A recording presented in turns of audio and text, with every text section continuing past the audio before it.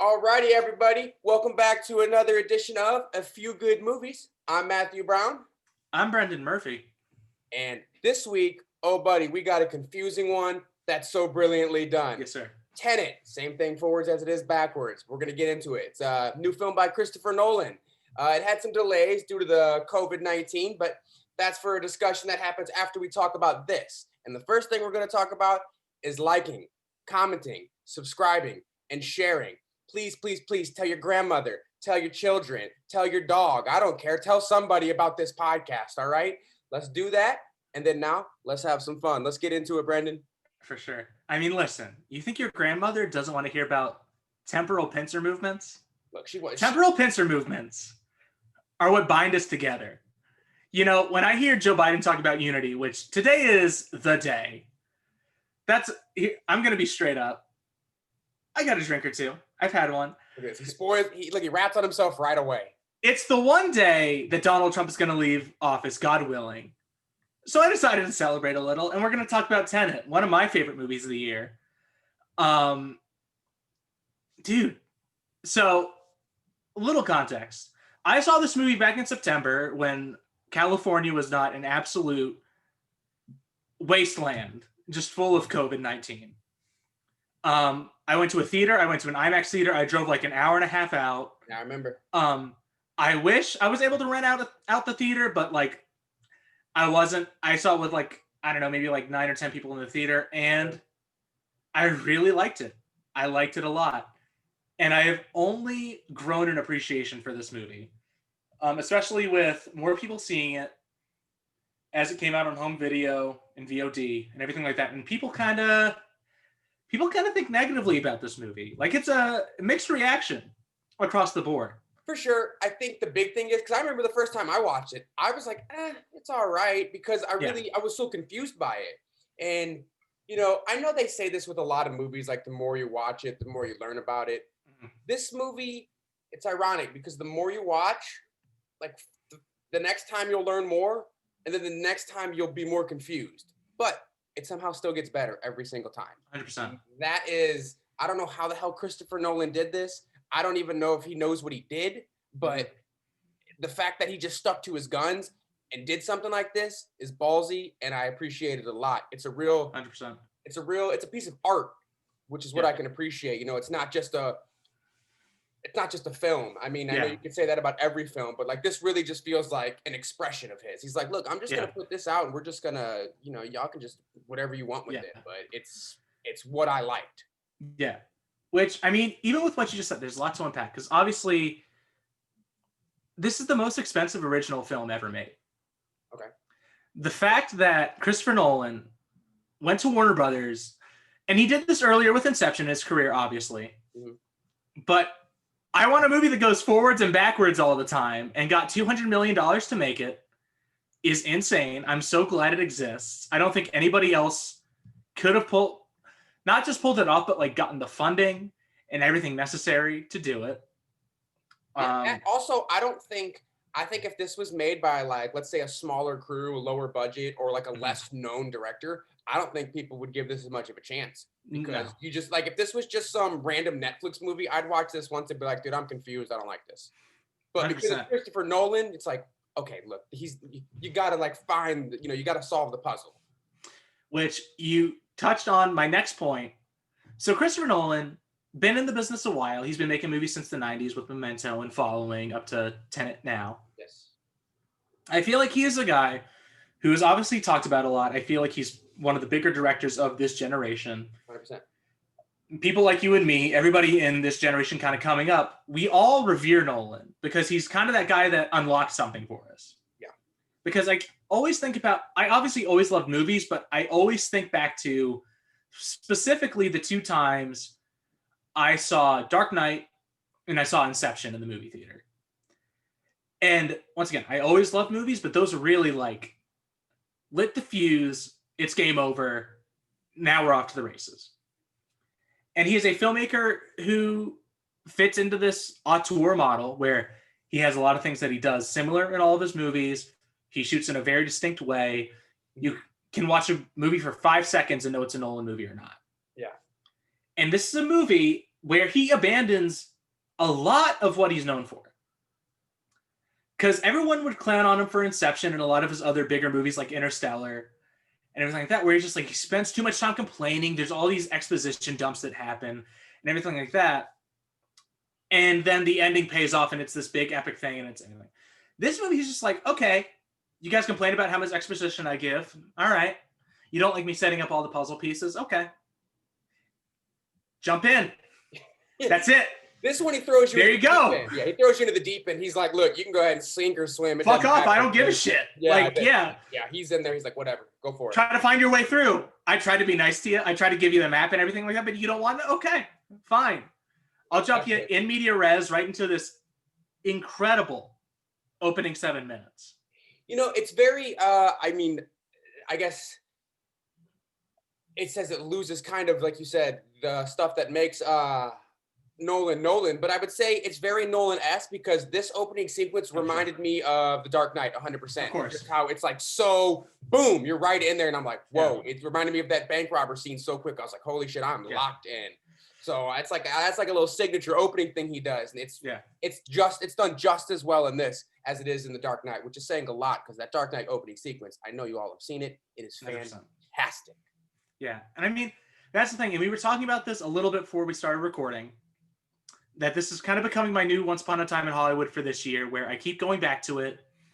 I keep finding new stuff to appreciate it. I love it more and more. I feel really connected to the director the more I watch it and like what he's putting out, what he's trying to do with it. And in the same way that Once Upon a Time in Hollywood is maybe the most Tarantino and the least Tarantino at the same time, I feel like this movie kind of has the same thing going a little bit. Now, obviously, and the same thing with Once Upon a Time in Hollywood, this is a Nolan through and through. This is it. Like, it's the same kind of deal with Inception where he's been working on it for a long time. He's had this idea for a while. Just no one in their right mind would give him the money for it because unless you're Christopher Nolan, no one accepts this idea. There's no shot. Right. Especially with the amount of money he's asking for. I mean, we'll get to all the action sequence later, but the man crashes a plane through a hangar. The man just does it. Like, he buys a fucking or rents out a plane. I'm sure he buys it because he wrecks the thing by the end. He destroys an airplane hangar that they probably spent so much time building. I didn't notice. I probably noticed it, but I really paid attention to the fact this plane is rolling over like 10, 20 cars, all about 20, 30,000 a piece. Also, this is at the Freeport where all the rich people like put their art and everything. These are probably the nicer cars that are probably even more. That's for like maybe a 5-10 minute sequence. That's not even the big finale. It's not one of the bigger sequences. It's yeah. The car part's only about a 30-second sequence. There's like 2 shots of it. It's not like it means anything. He's just like, you know what? Throw it in there. Wreck those cars. Absolutely. What? He's just like, let's waste 10 grand. 40 grand. It's going to feel more lived in. Let's do it. Let's just throw a couple cars in front of it. We'll be good. We're fine. In there. And it's magical. It really is. I feel like this is the most loose that Nolan has been since I started like really paying attention to him and really like kind of worshiping at his feet a little bit. Sure. It almost feels like going back on how I said, like, it feels like a piece of art. It feels like he almost knew that this movie wouldn't have been understood. So he's like, you know what, let's just try to make it as magical of an experience as possible. Because like, the idea of like, you know, at the end, you've got like this solid, so that's what's going on here. There's no payoff like that. So it's like, you might as well literally just, I tell you what, I know Christopher Nolan is a very huge fan of Stanley Kubrick. And I would say this is his most Stanley Kubrick-esque type of film that he's made, where it really doesn't have a plot line. It's just an experience, which is to me the signature trademark of Stanley Kubrick. He just gives you experiences. There's never really, none of his movies have like a hard ending. We're like, that was what happened. It's just like you experience that and you're like, what the hell just happened? For sure. And I felt that. I still feel like Interstellar is probably the closest to a Kubrick movie. Okay. I see what you're saying though. Because here's the other thing for me. This is finally the James Bond movie that he's wanted to make for years. Okay. All he's talked about since he really got this like blank check at Warner Brothers, he can do whatever the hell he wants, no matter what. It's going to make $200-300 million domestic. Warner Brothers will let him make any movie he wants. They'll give him as much money as he wants, no matter what.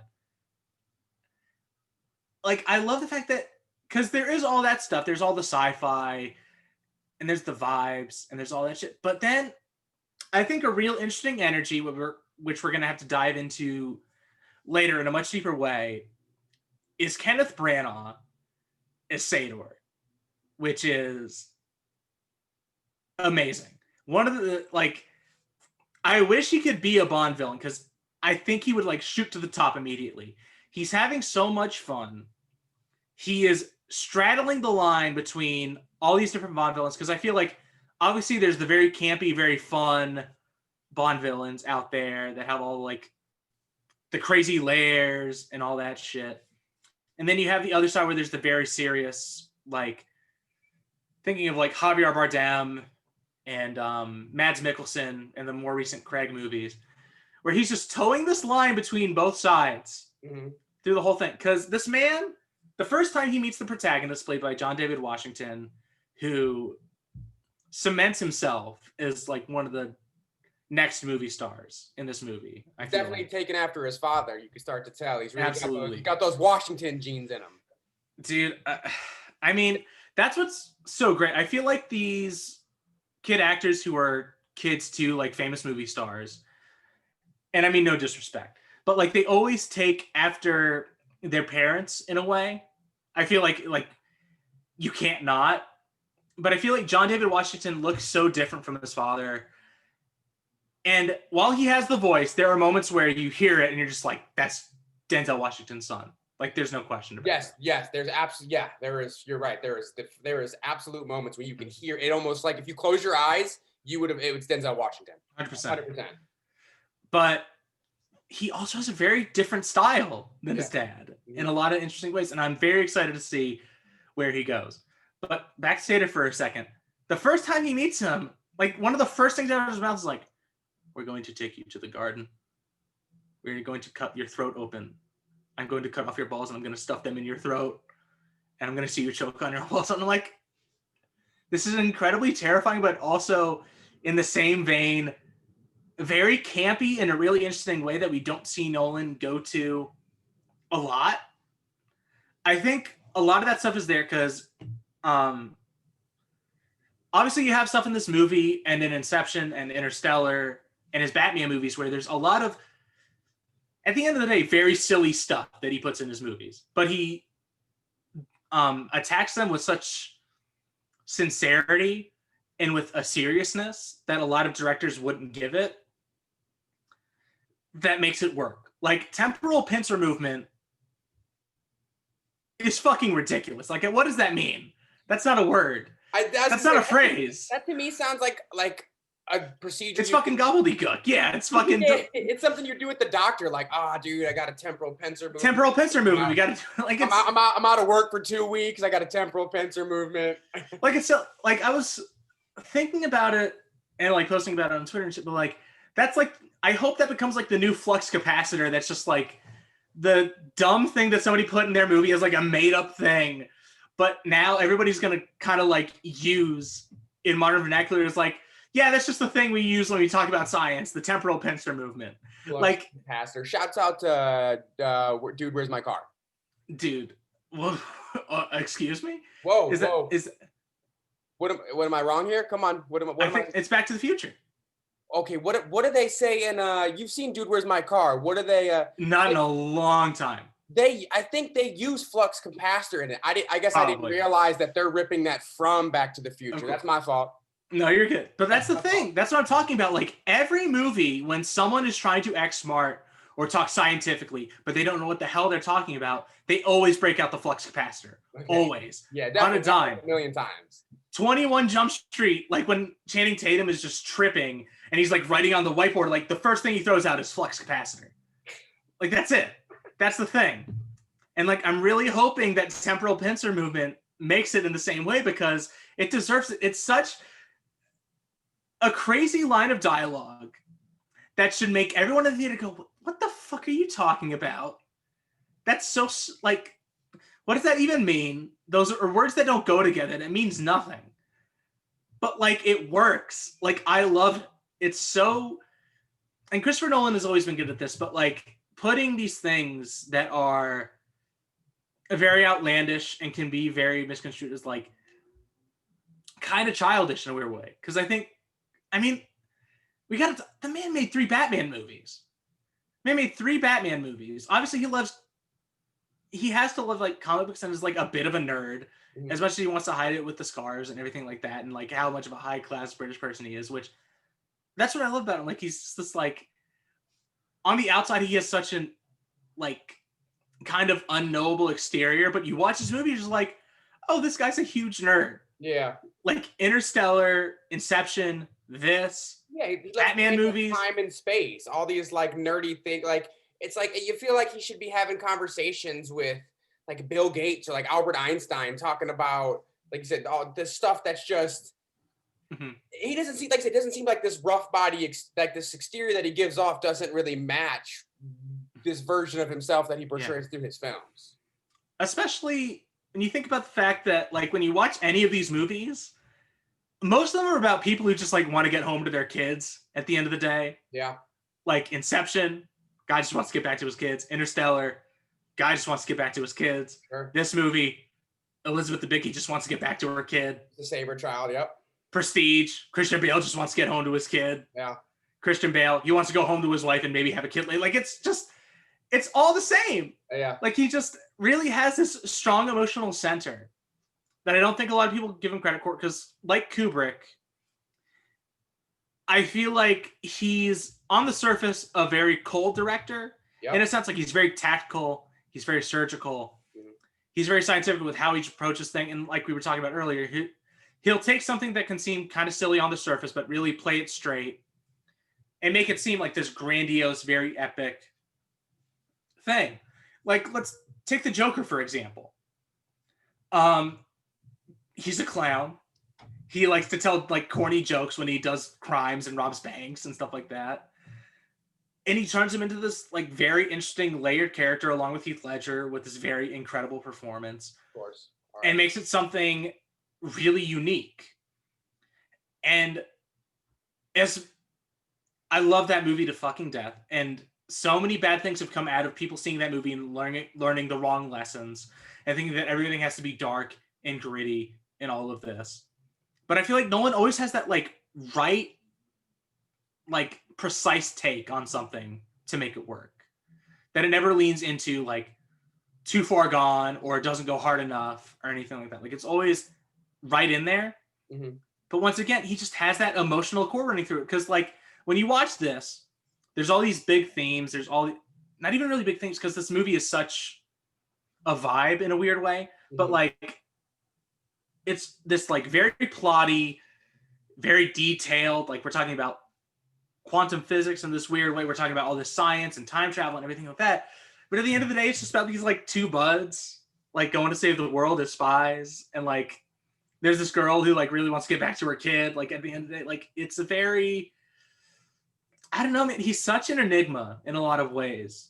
Yeah, like I said, underrated. He has that ability to like, because most people I don't think talk about the friendship between Neil and the protagonist because we never get his name.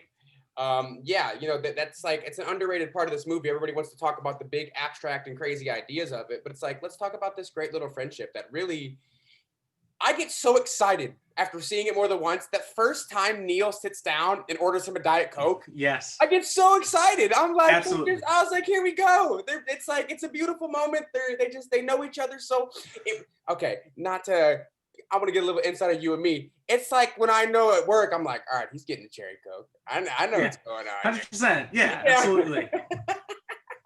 100%. So if you don't get a cherry Coke, I'm like, nah, something's off.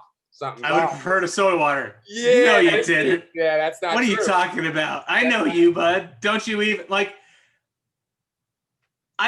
It's crazy because I feel like obviously they spend screen time together and they're talking about everything, but I feel like kind of with a lot of Nolan movies, like kind of how Joker feels like he's in most of the screen time for Dark Knight.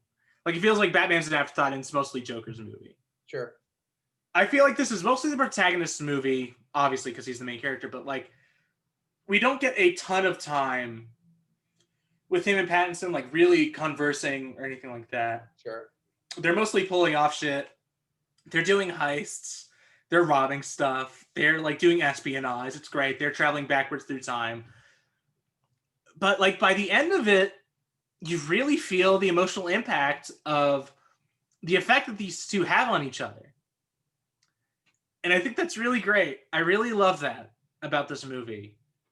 And it makes me happy that this wasn't a like strictly canon like James Bond movie that Christopher Nolan made and everything like that. And I'm glad he got to do his own thing, because I don't think you could do that with a James Bond movie a lot. Like James Bond has like Felix and everything like that, and he has his like buddies that he sees throughout all the movies, but nothing emotionally that really like hits this kind of peak towards the end of the movie. Yeah, James Bond doesn't really ever have those kind of moments. He's more of like a, I guess, for lack of a better term, a man's man. You know what I'm saying? Like, he doesn't get all emotionally invested. He does the job. He's cool as shit the whole time. And at the end, he's like, yeah, you know I did it. I'm James Bond. And then, and then carries on with his business.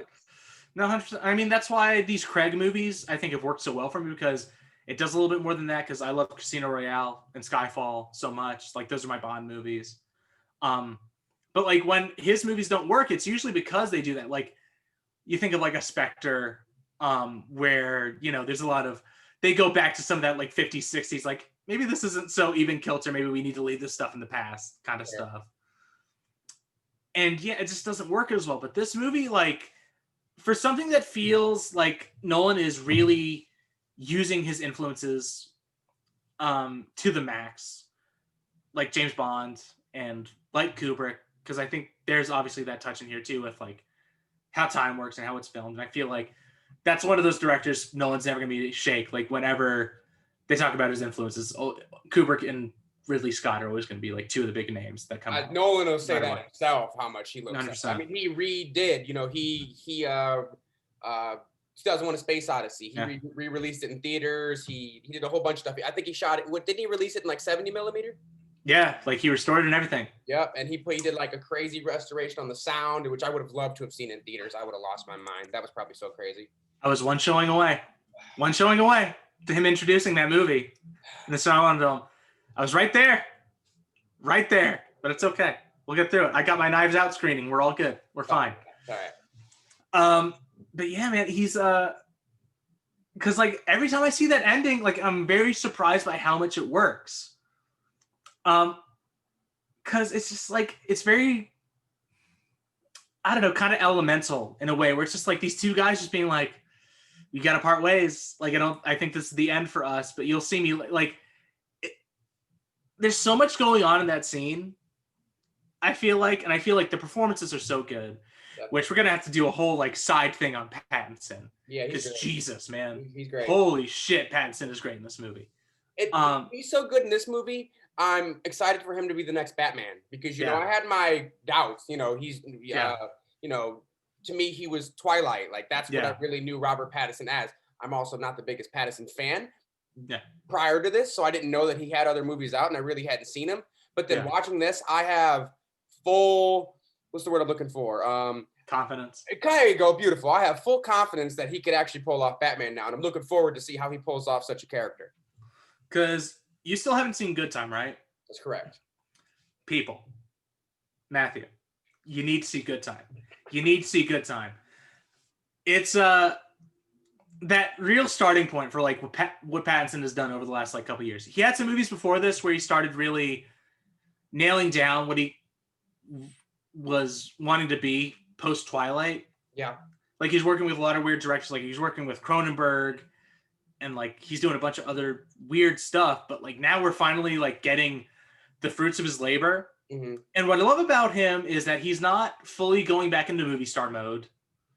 Obviously, he's playing Batman and he's in a big Christopher Nolan movie, but he's not that. He's still like, I'm going to go do my weird shit on the side, because now this was back before COVID times. I'm not sure how many people remember, but like he had High Life like a little bit before Tenet. I'm not sure. I feel like it was 2020. It might have been 2019, but you know, he's working with Claire Denis, like well-respected French director in this like big space movie, and he's the lead of it and everything like that. And he's like, he's doing interesting stuff, and he's taking these like supporting roles. Like, imagine, and I know he wasn't in a ton of starring movies after, but like he's the star of Twilight, kind of, like, obviously Kristen Stewart is, but like he's the romantic lead of Twilight. Sure, 100%. You know, it's Winslet and DiCaprio, like they both kind of share like the limelight for like what that is. Yeah. But you know, he immediately is just like, after all of that and dealing with that, and it doesn't look like it was the greatest experience for him. The man got paid. He did what he needed to do. I'm happy for him. Like, he got all, but like, yeah, he got a check for sure. Like, he's gonna get checks for a long time off those movies. There's a big cult following with the Twilight series. Oh man. But like by the end, like he's giving away the game, and the interview is like, I don't give a shit about this. Like, you know, I did it. Like, I liked the first movie. I liked the director of the first movie. I liked kind of what it was going for. But like after that, it became this big, you know, thing. It became this like teen beat kind of like Team Jacob, Team Edward. Yeah, this whole thing. This whole thing. Then he's just like, I don't want any part of this. Right. Please stop. And like, there's the him and Kristen Stewart dating thing, which obviously doesn't end too well. But you know, which, no disrespect to Kristen Stewart. Kristen Stewart also fucking killing it. Love me some Kristen Stewart. Yeah. Underwater, very little seen January movie from 2020 that I actually got to see in a theater before everything closed down. Thank God. But like, she's also doing some very interesting work too. But he's just like, I need to go back to acting. Like, I need to take some fucking jobs with some interesting directors. Yeah. We're gonna lead me the right way. I need to kind of find myself, like what I'm gonna be doing post Twilight. And it seems like even with Good Time, he just kind of, I think the story is he just saw one of the Safdie brothers' first couple of films, and he was like, listen, whatever you guys need, if you ever want me, call me up. I'll be there in a split second. Like, I'm there, no matter what. Like, he's aligning himself with these, whether the movies are good or not, like interesting artists making weirder out there movies, and he's like taking supporting roles. Like, he's not that ego, like, especially because we know that Christopher Nolan has this history of kind of putting himself as the lead of his movies. And even in this movie, like, I feel like Pattinson is the Nolan circuit in a lot of ways. Like, he's got the suit, he's got the posh British, like, kind of sensibilities. He's got the scarf. He's the one who plans everything, and he like knows everything that's going on, and he's slowly revealing like what's happening for sure to John David Washington. Like, he's kind of the guy who's essentially at the wheel for the most part. Yeah. In the movie. And the protagonist is kind of just like figuring everything out as he goes, like trying to figure out what he's supposed to do, what his role is and everything, and how he's supposed to play it. Right. But like the non-ego of being like, yeah, I'll take a supporting role. Like, I don't give a shit. Like, that's fine. I'll do what you want me to do. And then you see something like him and did you ever see Lost City of Zed? I have not. You're schooling me right now. Gotcha. It's another great movie. James Gray, who directed Ad Astra a couple years ago. Okay, Ad Astra. That's the Brad Pitt film. 100%. That's great. But like a little bit of a rip-off of Interstellar, but whatever. See, we're gonna throw hands because I'm an Ad Astra. I'm on team Ad Astra all day, every day. I fucking love it. Over Interstellar? Yes, sir. I love Ad Astra. I'm a big fan. Another day. But we'll save that. Love Ad Astra. That movie do too, but it felt like a watered down version of Interstellar, personally.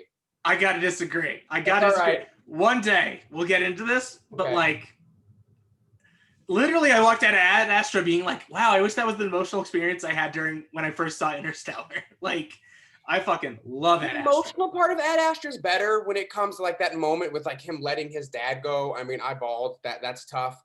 Yeah. I guess it's more of just I don't know. I guess I like the storyline feels way too similar to Interstellar to me. That's the thing that kind of throws me off. Not throws me off, but that's where I get this opinion that I have. See, but like for me, like I don't think Interstellar has this has this monopoly on space. Like I feel like all the space movies are just like, we're going to that place. Then we're gonna come back at the end. For sure. And we'll have learned some stuff and we'll have gone on a journey. Yeah. Like, I think both are great movies. Do not get me wrong. I love Interstellar. I watched it 2 weeks ago. It fucking honks. I love that movie. I feel like, and this isn't a huge knock against it, it's just like, it's 45 minutes shorter. That's a lot of time. Like, I literally, like, I watched Interstellar. I looked at the time. I was like, I have another hour of this. I love this, but like, I gotta go to sleep, man. I got work in the morning. I got stuff to do. But go ahead. Not for sure. But like, I love the Pitt performance in Ad Astra. That really feels like, especially along with Once Upon a Time in Hollywood, like the 2019 Brad Pitt year feels like a real culmination of the last decade of Pitt. Yeah. In a real, because you have the very like movie star doing all of it, like super charismatic, charming, everything, like poster Brad Pitt. Yeah. But then on the other side of Ad Astra, you have the kind of like forlorn, has some darkness inside of him. There's a sadness to him. Yeah. Thing, but like he's playing a fucking astronaut, and he's like the saddest fucking astronaut I've ever seen in my life. Yeah, he's just like no joy. And it's the same thing with like him being a movie star. Like he's a movie star, but he's like, he feels like it's just like, I don't know if this is what I want to be doing. I don't know like if this was the right thing for like my like it's. That's what I love about Ad Astra. So I think that Pitt performance is like goes hand in hand with Once Upon a Time in Hollywood for kind of what the narrative with him as an actor is doing. Like I think I respect that a lot for that movie specifically. I love the direction at Ad Astra so much, which our boy Hoyt van Hoytema shooting both Interstellar and Ad Astra, two great space movies, great looking space movies. You shot both of those? He shot both of those. Nice. I mean, that's the thing where like James Gray was just like, I want the guy who shot Interstellar making my space movie. Why wouldn't I want that? Like that's what I want. But you see that right there kind of almost gives me another reason why I say like it's kind of like a watered down version. You see what I'm saying? Like we're even now taking the same director of photography.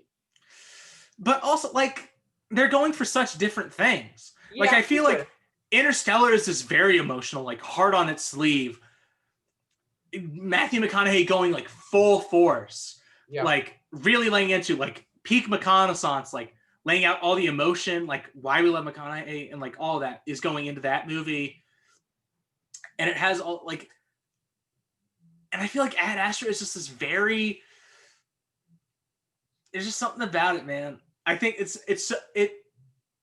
I think also I feel like Interstellar has this like big thing about like its epic like tale of like love and space and their like interconnection with each other. And Ad Astra is just like a guy that has like a stressed relationship with his dad, like dealing with the trauma that relationship brought out in him. Yeah. Like that's the shit I like about Ad Astra. It's like it's more of a therapy session than anything else. Yeah, he like has to physically and like mentally let go of like his father. Yeah, like he really has to think about face and like all of it. Like, and Interstellar is like a really great movie, but like I just remember like I saw Ad Astra and I was floored. I really like that movie. That movie got me. I'm a big Ad Astra guy. Like that was one of my favorite. Do an Ad Astra podcast. We'll do both Interstellar and Ad Astra at some point. Absolutely. But like it's also the balls of Ad Astra to just have like a scene in the middle where there's like a space monkey terrorizing like a space station. Like that's fucking great. Like I love that shit. It's weird. Like that's the thing that Interstellar. Like it's just Ad Astra is so weird too. Like I love that movie. But back to my original point with Robert Pattinson was in the movie called Lost City of Zed that James Gray directed, and James Gray directed Ad Astra. But when that was like the first time I really saw, it was either that or Good Time. But like out of those two, like it was one of the first times I saw Pattinson post Twilight, and he's just like fucking. He's got this big ass gross beard. He fucking walks onto screen fucking drunk as shit. Like he's stumbling all over the place. Like he's fucking grimy and shitty. Like, but like that's the thing. Like he's just like, he is this kind of actor that just will let you do anything you want with him. Yeah, like he's game for anything. Yeah, he's got a real ability to like transform, because like he can be the clean cut like lead suave man, but at the same time, like you said, he can be this drunk, messed up. Good Time, is that the movie? Correct me if I'm wrong, but I think I was reading something. The Good Time, didn't the director tell them the story, gave these people the background for their characters, and they the whole movie was there's like no script. The whole movie was just done as what's the word I'm looking for? Improv. I'm not entirely sure. Okay. I haven't heard that story. It might be true. Okay. I mean, it's the Safdies, so it's the same guys who did Uncut Gems. Okay. So they're obviously these guys who like take after Altman and Scorsese, where they're just like, if you want to say something, fucking say it. Like, I don't give a shit. Like, it's gonna add to the movie, and like, just like being character, just act. Like, we'll let you do whatever you want. Yeah. I really like their actors just like kind of run away with it. For sure. So I wouldn't be surprised. Okay. But you know, it's like I mean, there has to be some semblance because Good Time is this movie. Have you ever seen After Hours? It's Griffin Dunn. It's a Martin Scorsese movie. It's like his one like true comedy in a weird way. I've seen bits and pieces of it, but I've never actually watched that movie front to back. Yeah. It's kind of this weird kind of not remake, but like kind of takes after it where it's just like this guy who's just like, can this night fucking end? I just want it to stop. Why do there like keep having to be things like piled onto this? Like, why do I not have this going on and this going on? And it's just this like crazy adventure through one night. So there kind of has to be that structure of like, we got to go here, and we got to do this stuff. Okay. And we have to get to a certain eventual point. But with being kind of a Scorsese influenced work, like there's a lot of just like, it's fucking New York. We'll get a guy off the street. He's going to be the guy you're acting with in the scene. We got him like 5 minutes ago. So yeah, man, just like do whatever you want. Yeah. So yeah, I wouldn't be too surprised if that's what the case was. Okay, I'm pretty sure I was reading like American Film Institute or something. It was on Instagram and it was saying something about that. I'll have to double check on that, obviously. Yeah, I mean, once again, can't recommend it enough. It's a great movie. If you haven't seen it, especially if you're ready for the new age of Pattinson, like I am. Like that was really the movie that like cemented like, okay, Pattinson, he's doing some shit. Okay, he's getting up to some fun stuff. Okay. So I'll certainly check it out. I know I've told you this several times now. Obviously, I think the big thing is I don't really have access to it. I'm not sure where to get it right now. Yeah. So that's kind of like the thing. I'm sure I could rent it on somewhere. There's no excuse. For sure. Yeah. No, absolutely. I mean, it's just especially because I know you like those uncut gems. Oh yeah, I love it. Let me see. I'll look up real quick. It might be on one of the things. It has to be. Maybe. I don't know. We'll see. But there's just so many streaming sites these days. I don't even know where to start. 100%. It looks like it's just for rent, but you know, we'll get you some good time eventually. We'll make it happen. But he's just the fact that he kind of ends up being the surprise, like kind of him and the protagonist relationship, kind of the emotional core of the movie. Yeah. Is really interesting because like I was really like I got choked up the first time I saw like the whole for me this is the end of a beautiful friendship, and then him just like, for me this is the beginning. Like I love that interplay with Casablanca. Like I think once again he's just showing his nerd card. Like I really like Casablanca and I really like that sentiment, so I'm gonna put that in here real quick. Yeah. And then just that last "I'll see you at the beginning, friend" is just knockout. Man, I'll tell you what. And John David Washington, he does that great Nolan thing of just like, I'm going to keep it in, but I'm really going to show you with my eyes what's going on in my head is that I'm really fucking sad about this. Yeah. I'm going to miss my buddy that I just made. Right. Because we had so much good times together, like bungee jumping onto buildings instead of off of, trying to like hold our, like having those breath holding segments, like, which I didn't really notice till this time that that's what they're doing in the hotel room, is that they just keep walking back and forth, just like, it's your turn to hold your breath for like 5 minutes. Yeah, seeing if they can do it for long enough. Yeah, exactly. Yeah, which I love that that's going on because I don't know if you've heard about this. It's a thing that happens with most of Nolan's movies. As much as he's an IMAX hound and he fucking loves that shit, and he'll go to bat for it every single day of the week. But every single one of his sound mixes for theaters and in IMAX theaters, you cannot hear a thing that is happening. Like as far as dialogue, you can hear everything else, but dialogue is the hardest thing to hear in one of these movies when you first see them. Because when I first saw them, I couldn't hear a word. And that's really what led me into what the movie kind of tells you to do at the beginning, kind of about 20, 30 minutes in. Clemence Posey telling the audience and the protagonist, don't try to understand it, just feel it. 100%. When I'm giving so little to go off of, and I'm not hearing half the dialogue that's happening, I really just have to throw up my hands and be like, he's making a spy movie. He's making his James Bond movie. He's like doing his Mission Impossible shit. Like he's making his big action movie that he hasn't got to make since Inception, which like he's cashing that check. Like once we all saw that, we were like, what's the next big action movie he's going to do? And he finally gets to do it again. It's funny too, because I actually watched it this time with subtitles and it still didn't help. Like I was like, oh, I'm gonna get some insight here. I didn't. I think that's why I was more confused this time, because I got the dialogue, and I mean I was hyper focused this time. I didn't miss anything. I was like, no, I'm gonna figure out what this movie's about. And it confused me more. I was like, I feel like I picked up on too many details. I saw some things that aren't making any sense now, and I just get so confused because like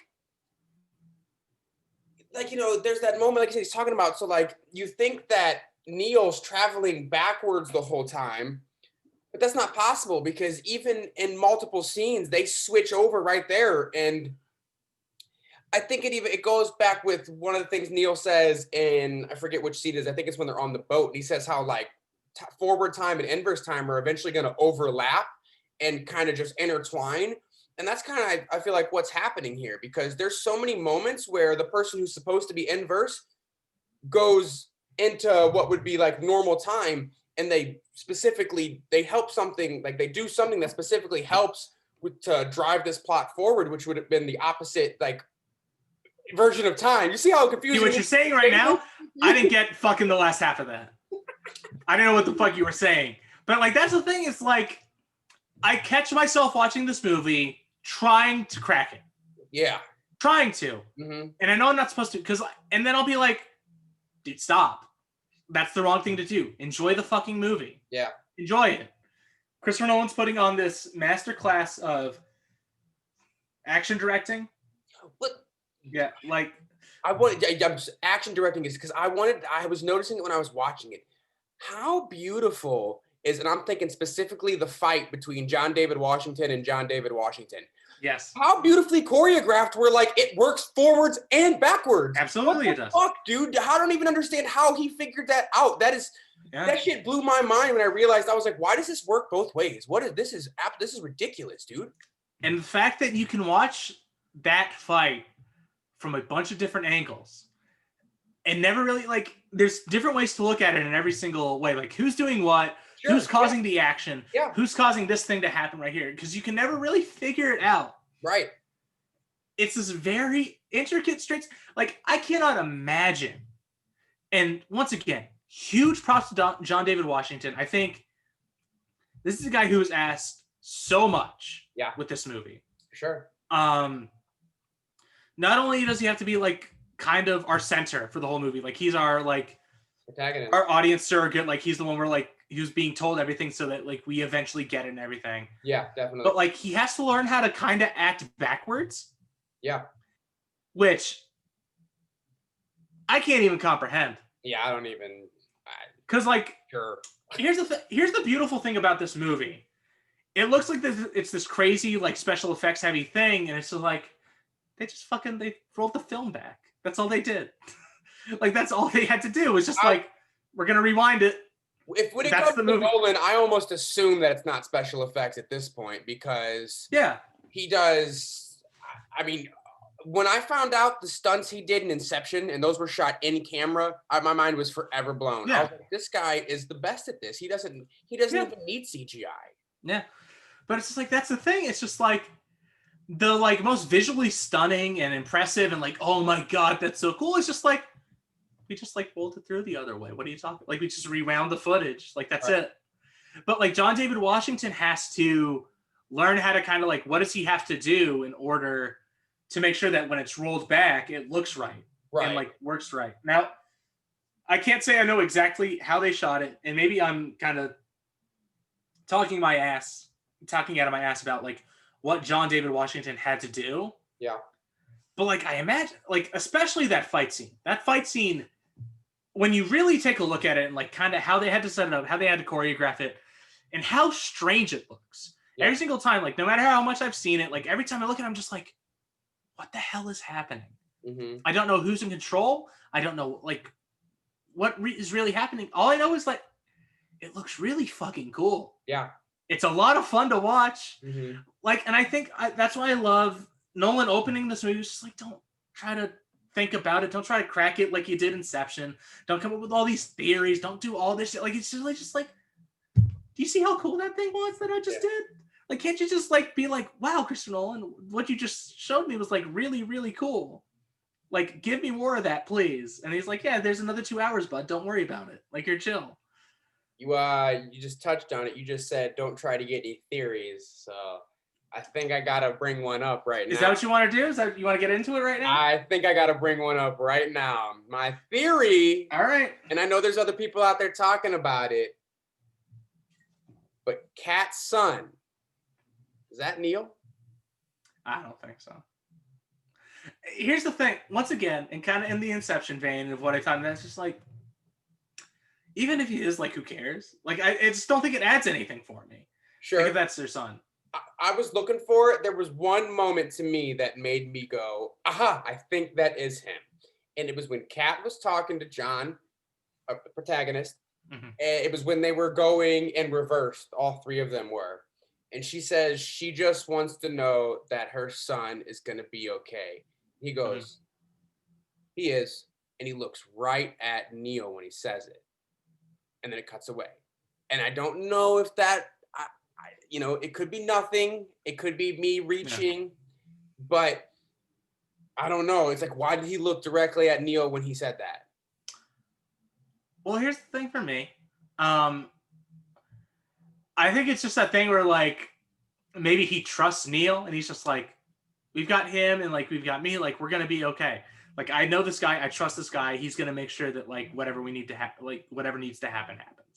Maybe. And that's also the kid totally looks like him and Robert Pattinson kind of have the same look. Like, but like, what does the kid even look like? All I know is he has blonde fucking hair. He could be like the same kid from Inception for all I know. And they just like CGI'd him in and like, I got one kid to act in my movie. I will never do it again. The kid just hasn't grown up in 10 years somehow. No, I'm literally saying, like, I just used the same shot of him walking that I digitally, like, plucked him in, and I, like, made Elizabeth Debicki just, like, hold her hand out and, like, reach for this invisible child, and then they walked away. Like, I don't know, like, it's that thing where, like, people have talked about it, and I think it comes back to that thing, like, don't understand it, just feel it. It's just, like, I just don't care if that's her son or not. Yeah, it really doesn't matter. If it is, like, it doesn't add anything to the movie. Sure. And if John David, like, how does John David Washington know? Like, that's her son. Like, I'm not even sure that John David Washington knows going in the original time. Yeah. I think he's just basically watching over her. Yeah. And maybe because Kat is like one of the original players with this, just along the way he ends up recruiting him. I don't have the answer to that. That's the trying to understand it, which we don't need to do. See, the thing for me too is just like one of the first things John David Washington says to Elizabeth Debicki after like the big car chase and everything like that. I'm sorry I got you involved in this. I don't think he would go and be like, hey, you know your son? Let's drag him into this. That's probably like a good idea. Like, it doesn't make sense to me. Like, I get it. It's fun. And Nolan has always kind of like invited some of this stuff with Inception and how big his movies is and how like all these ideas are going wrong. But it's also just like, I don't know. It's funny because I watched the Simpsons episode like literally a day or two ago. But like Lisa and Bart Simpson are talking about comic books. And Lisa's like, I just want my Casper the Friendly Ghost comic books. And Bart is like, oh, Casper the Whimsy Ghost and everything like that.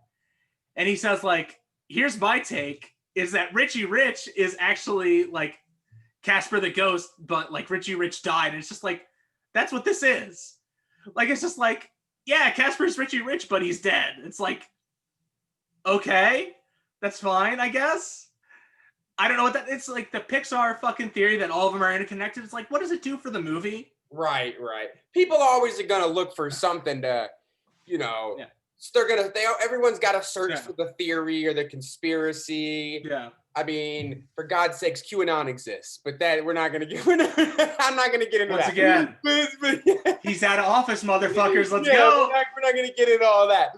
But I'm just saying, people are willing to search No, I and know. find anything that they could be like, oh, I cracked something. There's some code, or everybody wants to be the one who broke the code or whatever the fuck it is. Yeah, and it's just like, oh, so you like spent all that time not watching the movie.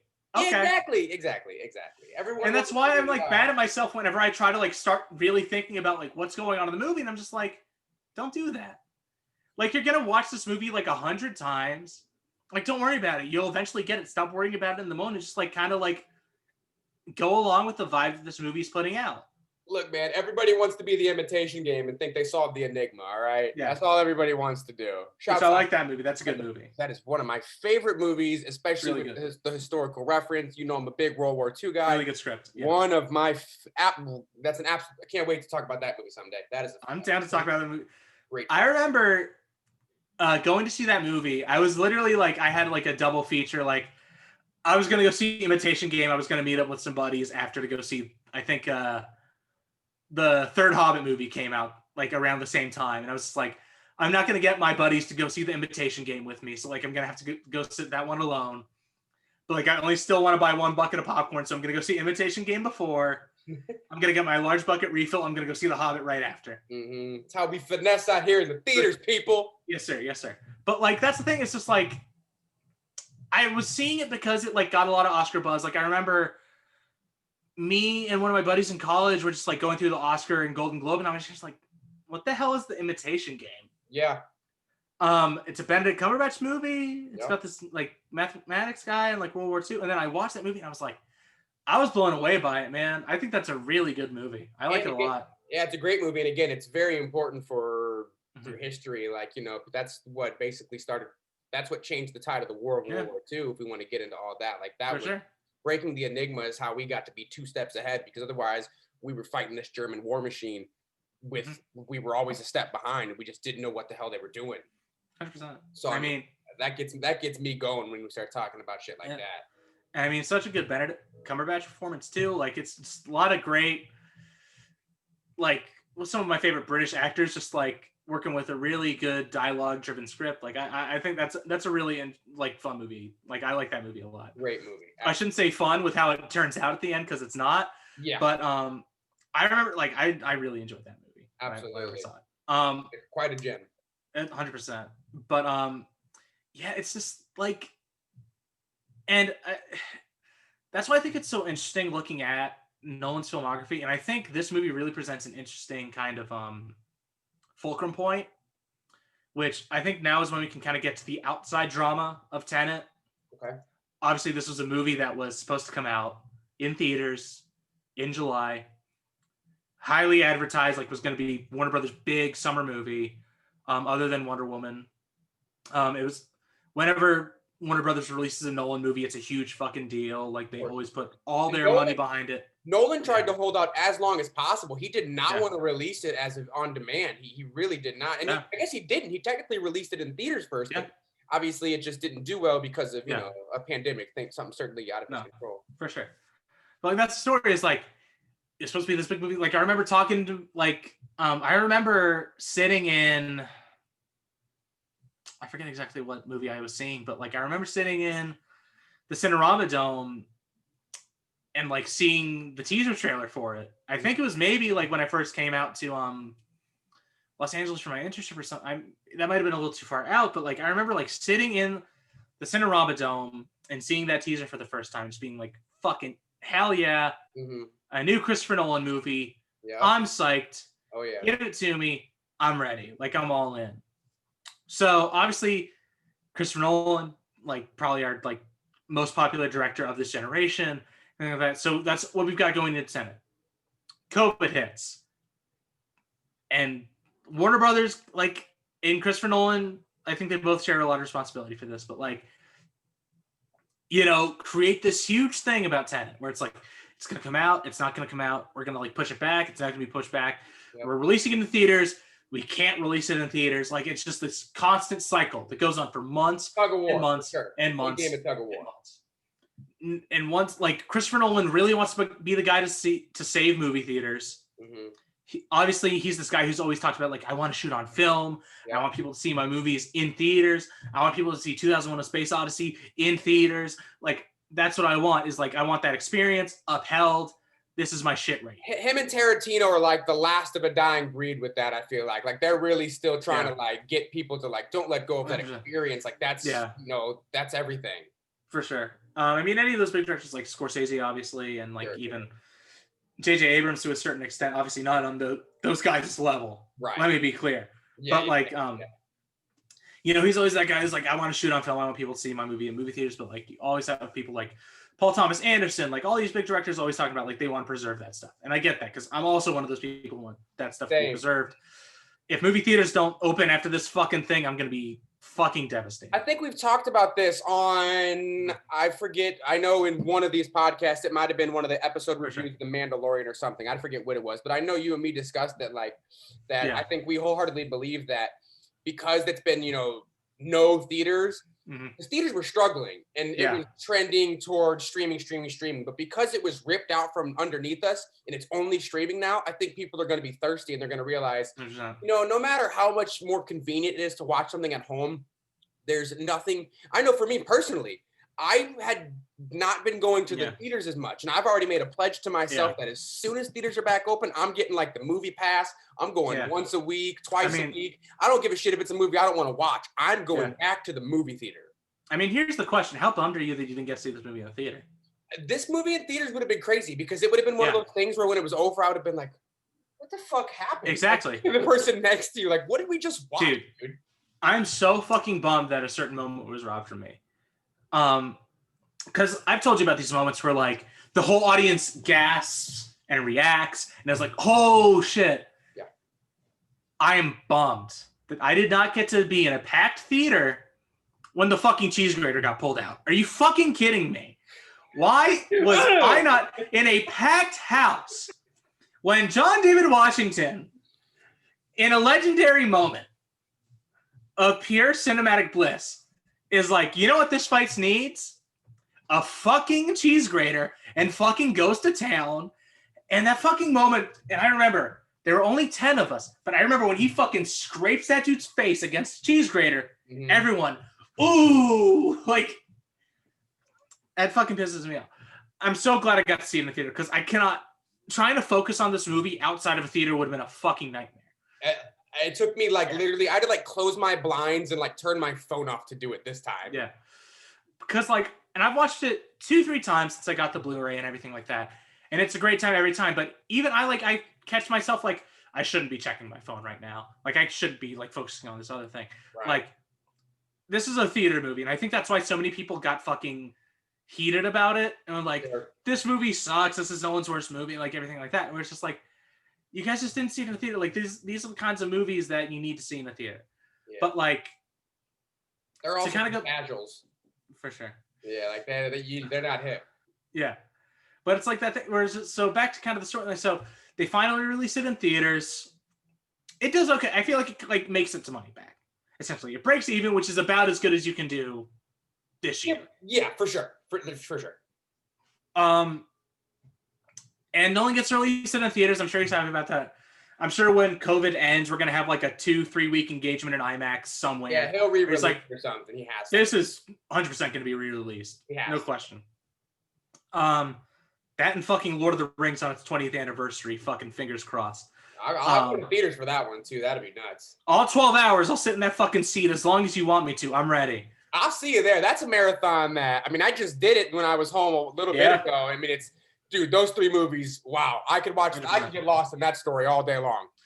Dude, this new 4Ks, man, they look incredible. Yeah. They look incredible. I know all you physical media heads out there, you ask yourself, are those Lord of the Rings 4Ks really worth $100, even though I own 3-4 copies of them already?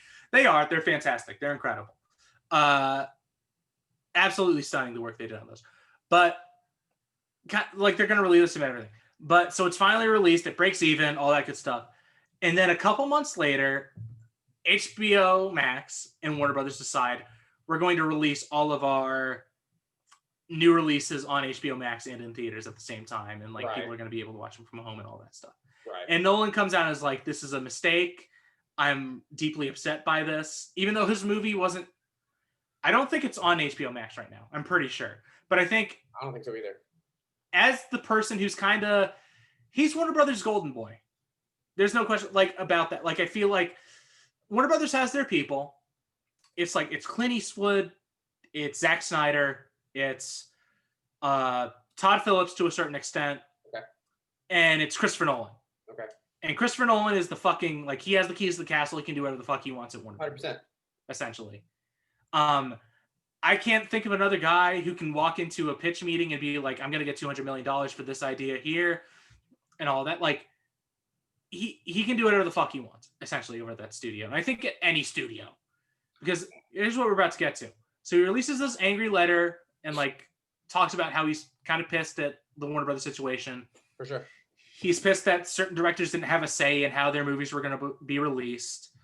And that, you know, this whole kind of rollout he was kind of upset about. Yeah.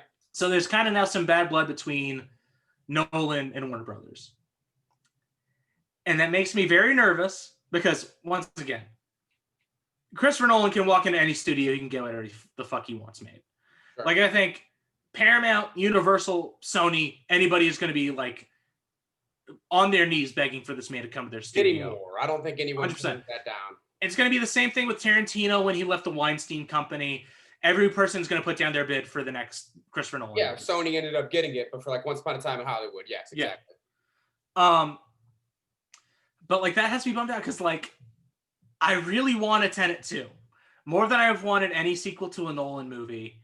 I need that movie where the protagonist meets Neil and trains him. That would be interesting. That I would watch that for sure. I would. There's no doubt about it. And I think in that same vein, like, obviously, this is his James Bond movie. Mm-hmm. I don't think you make one James Bond movie. Especially Nolan. Like, I think this is a kid who, like, obviously he kind of grew up in that era. Yeah. Like, he's a British kid who probably, like, grew up, like, seeing... I don't want to date Christopher Nolan as far as, like, saying he's too old or anything, but, like, he probably saw Sean Connery James Bond movies in the theater when they originally came out. Probably. Or, like, probably saw them in theaters when they were, like, you know... like they were doing a revival or something like that. Like I'm sure he saw those movies in theaters. For sure. Like I'm sure that was probably like a big part of his job. Like that man probably wants to play around with this character in this universe a lot more. There's a lot to play with. Oh my god. Yeah. Because like Inception, I see why there's not a sequel to that. I don't think there should be. I think it's an interesting world, but like you can do that kind of story anywhere. But like this character specifically. And I just really want John David Washington to have more and more like shots with this character. I think you don't get a ton from him in this movie. I mean, obviously he's a guy who's just named the protagonist. I don't think you're supposed to have the most emotional attachment to a guy whose character is literally not given a name. Yeah. But like I could watch like 5-6 more of these. Like I'm already so down for all of it. That dynamic between John and Pattinson is, mm-hmm. I mean, it melts like butter. Like it's perfect. It's really good. They work off each other so well. Yeah, and I mean, there's so many possibilities, and like the fact that like one of the best lines toward the end of the movie when Pattinson is doing that big monologue is like, "Is you have a future in the past." Like that's some. Once again, it's that kind of like bullshit that Christopher Nolan will just like slide in there, and no one notices. But like, I want all of that, man. Yeah, I really want to see. And listen, I'm there for any Nolan movie. Any decision he makes is kind of the right decision for me. Like I'll be there. It's kind of the thing with James Cameron where like, would I off the bat ask James Cameron to give me more Avatar? No, like 100%. Like I would not want that. But if James Cameron is, aren't we getting an Avatar too though? No, that's what I'm saying. But like that's what the point I'm getting to. Okay. But if James Cameron tells me I need 4 more Avatar movies, I'm going to see all 4 of those Avatar movies, like ready, willing, I'll be there first night. Yeah. Because James Cameron, along with Christopher Nolan, is one of those directors who's just always an interesting voice, an interesting filmmaker. Yeah. Who's going to give me my money's worth and is going to play with this form in an interesting way that you won't see from anybody else. Right. But I would be really bummed if he never returned to this universe. Yeah, there's a lot of unanswered questions. So I mean, It's one of those things that, you know, a lot of times people make sequels just for like money grabs and stuff like that. I know we've talked about it before. They just do it because it's, you know, it's gonna get numbers in the box office. But this is a movie that almost, like you said, almost deserves a sequel because there's just so much more that can still be played with. Yeah. Like, it's like, yeah, especially because even though how, like, you know, like you said, they their whole thing is they're stopping a bomb that no one knows about. And it's like, you know, you could have that happen so many more times. There could be so many more moments in history like that where they've done something like this. It can certainly be expanded beyond just this one thing. 100%. I mean, once again, it's a spy movie. Like, you're telling me you can't send John David Washington on another spy adventure, like investigating some other like weird shit. And I mean, it's and I mean, speaking of James Cameron, but like, it's fucking Terminator, where it's like these guys from the future are always gonna want to destroy us so they can kind of live in their own so they can world. They can win that war in the future. Like, yeah, but it's not even that. So they can be like, well, they didn't fuck us up they didn't fuck us up, so now we can like live the rest of our lives in peace and everything. Which that's the whole like grandfather paradox section of the movie, and like even Robert Pattinson at the end of that conversation is like, does your head hurt yet? Like, it's just like, why even try to understand it? But it's like, you know, I'd love to see like the other people they send back, or like the other people they're like, oh, well, that guy didn't work out, now we're gonna like send a bunch of gold bars to this kid when he was like 10 years old. Yeah, or you've got Ives, you know, you could even go into Ives trying to like start hunting these guys or something, because, you know, he's got a piece of the puzzle too, and he's like, I'm gonna come try to find you. Yeah, which Aaron Taylor Johnson, like, little fun performance in this movie, like not anything huge, but he's like really well deployed in it. I think he's really fun. 100%. Just like full on, just like British military dude, bro. Man, the fucking beret he's wearing is one of the most brilliant fucking wardrobe decisions I've ever seen, because it tells you everything you need to know about this guy immediately. He's not just wearing a hat. He's just not wearing the military uniform and everything. He's got like the nice little beret, like cocked to the side. Like, this is a guy who's just like, I'm the fucking best, and I know it. Like, it's great. He lives for this shit. It's I'm quoting your guy Vin Diesel right there in Triple X, right there at the beginning. He's like, I live for this shit. Exactly. For sure. But yeah, I mean, it's just like, I mean, this is I feel like we've already been talking about this for like a very long time, but like, I could talk about this movie for like another 2-3 hours. Like, there's so much to deconstruct and like get into. Like, we haven't even really talked about these performances or these characters in a way that like we haven't even really talked about Debicki, who's great in this movie. I think she's really solid. I think her interplay with Branagh is really great. Yeah. We didn't even talk about Priya, another fun little addition to this. Like, I love the arms dealer. Yeah. Yeah. Like, I love how it's that thing that people talk about with inclusion and everything, where it's just like, that person just could have been anybody, and it's just like the same old white guy, and it's just like, if we just like, old Indian lady is going to be the arms dealer who like has all the information and is like kind of like the puppet master for most of the movie. Yeah, and uses her husband as a front to like be like the masculine, you know, to show like it has its benefits. I like that a lot. Like, that's a cool little decision. For sure. And like, we've talked about John David Washington, but I also feel like it's, I could go on and on about this movie all day long. There's so much to discuss. The best part is, if we go on, we're not going to solve anything. I don't intend to. We're not going to get to any answers. It's a fool's errand. Yeah, it's literally just discussion. There's no end point here, just like the movie. It's just, do we want to continue to talk about this movie? Well, it's just like, at the end of the day too, and I mean, this was my take when I first, like, I talked about it to you when I came out of the theater in September. It's just like, it's a James Bond Mission Impossible. It's like, there's a guy, he's got a bomb, we got to go stop the bomb from exploding, and that's the movie. Yeah. That's it. I think the mistake that people run into, and I feel like this is kind of what I was getting at earlier, but I didn't really get to it, but like, Nolan, I don't think he's trained us in this way, but I think his movies have been set up in a way where we go into a movie of his looking to solve it. We look at any of his movies like a Rubik's Cube. Like, we're like, I need to crack this. I need to figure it out. I need to beat the movie. For sure. 100%. And it's this thing that has plagued cinema and thinking on cinema and writing on cinema for years. And it bugs the hell out of me. It's the fucking cinema sins, honest trailers bullshit where, like, I'm ahead of the movie. I'm smarter than the movie. I figured out. I know all its tricks and everything. It's like, can you fucking shut up for 5 seconds? Please? Just let it be. Just let it fucking be like a movie, an experience, a piece of art. Like I said, it's even acknowledged verbatim. Don't try to understand it. Just feel it. we always come back to like that's the thing. Like whenever we try to talk about this movie, I'm just like I send that quote every single time. Like just like, who gives a shit? Like just feel. And I'm glad it's this movie. Like, and I was so fucking pissed when I saw it when Interstellar came out, where like Neil deGrasse Tyson sends out his 50 times like, well, here's what would actually happen with a black hole. It's like fuck you, man. I don't give a shit. I don't care. Neil deGrasse Tyson's my boy though. I like him. Fuck that guy. Fuck that guy and his like insistence to be like, actually what would happen if you actually went into a black hole, or like if we actually tried to talk to aliens, like suck a dick. I couldn't care less about that fucking guy and what it like. I get he's trying to be like informative, but also it's like it's a fucking movie. Can you let it be a movie? Yeah, exactly. For 5 seconds, please? I'm gonna quote Tarantino on this, where he says like, movies aren't meant to be factual, or they're not meant to be like correct. They're meant to be an experience. They're meant to be fun. They're meant to be just something you enjoy.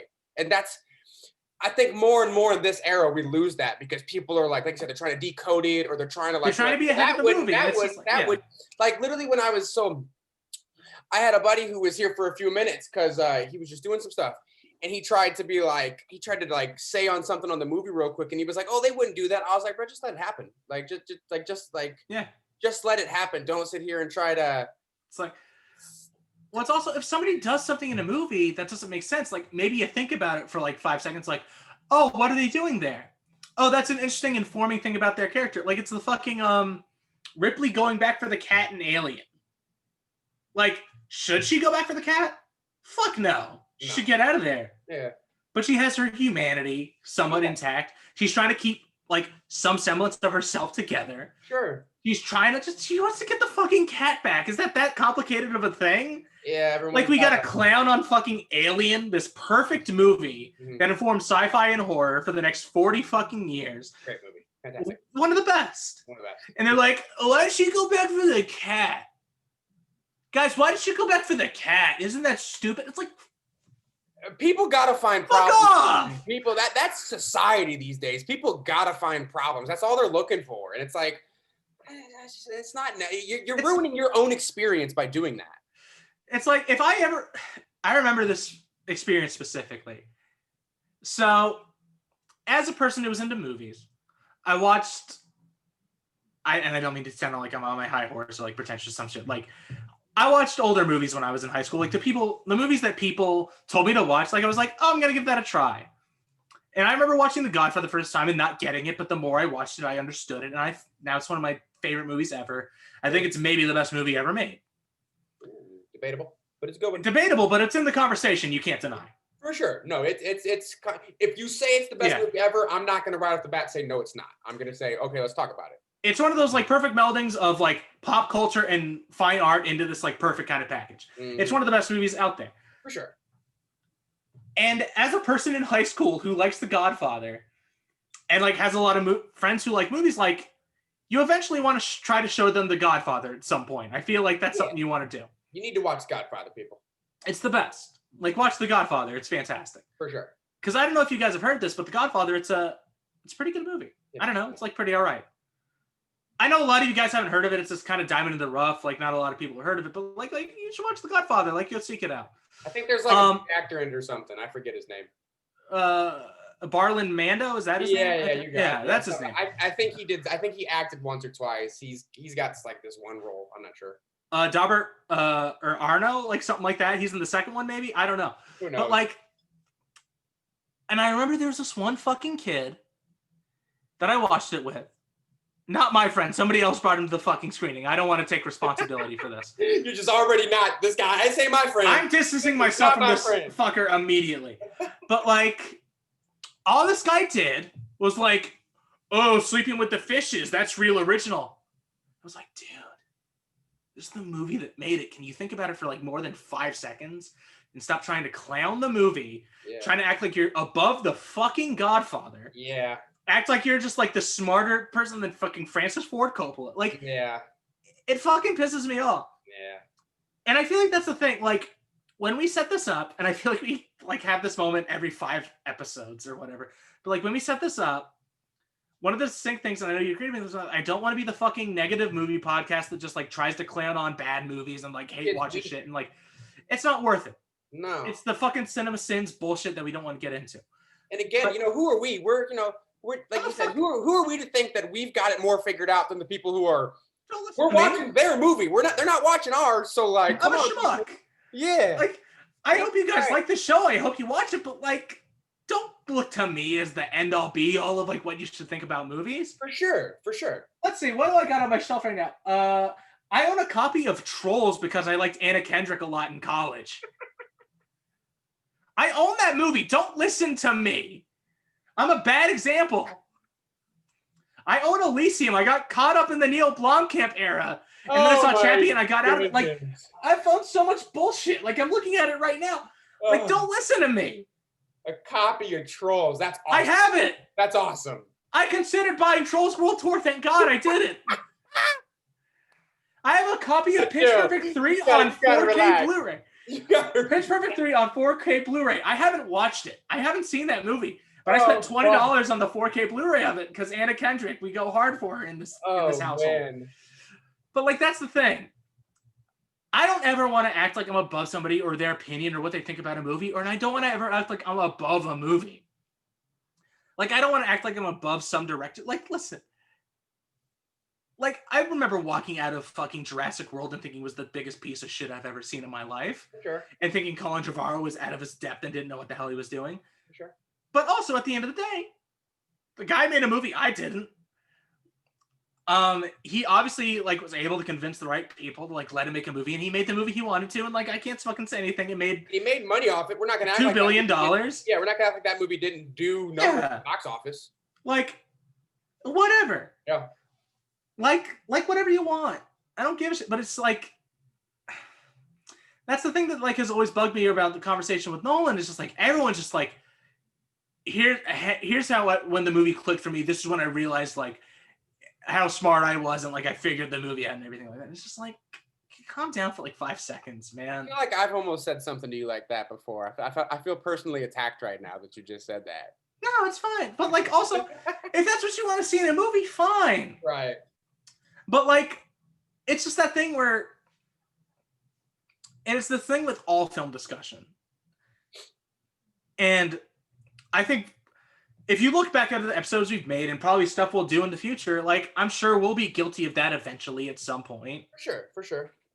But it's just like Jeepers Creepers probably. I don't know. I know some people like that movie. There's a cult following. There are 2 sequels. Like, but it's like, it's just like, why think about movies in that just such like the small way? Right. I think it's just, it's kind of the same thing with like whenever anybody sees anything weird or different, they're immediately like, oh, well, this is stupid. Yeah. Like, and we talked, different. Yeah. Like, I know we talked about it a little bit with Fletch on our WandaVision episode, which you can go check out. We'll have it in a link in the description and all that stuff. Don't you go check it out. That's a plug, people. Check that out. But like, it's the thing where just like, people are never like willing to sit down for 5 seconds and really think about like what's being put down. And it upsets me a little bit. No, and I think that's why this movie kind of struck a chord, like, which this has been a weird year for blockbusters, obviously. It's been a weird year for movies in general. Sure. But you have seen this, since people haven't been able to see movies in theaters, this very negative reaction to a lot of the stuff that's been put out. Like, this movie kind of got trashed a little bit. Wonder Woman got trashed, which was the next big, like, Warner Brothers released. I mean, even Soul had its little bit of backlash for a little bit. Like, everything, like, and I think it's this whole, like, immediate reaction and everything like that, like, kind of media we have now. And, like, everyone's able to get everything in a second. And I don't think that this model helps. But it's just, I just, it makes me wish for the simpler times. I don't know. Maybe if I just want to end on that. But, like, I just remember... I remember watching The Dark Knight when I was like 12 years old. Yeah. To kind of bring it full circle, I guess, a little bit.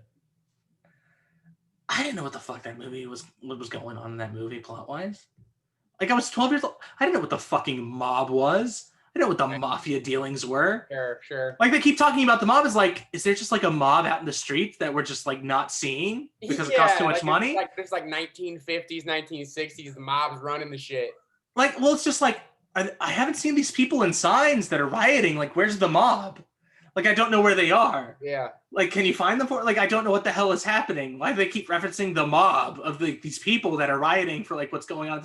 Like, oh, it's organized crime they're talking about. I understand now. Like 3 years later. So it's just like, but I just remember sitting there in that theater when I was 12 years old and being like, this clicks.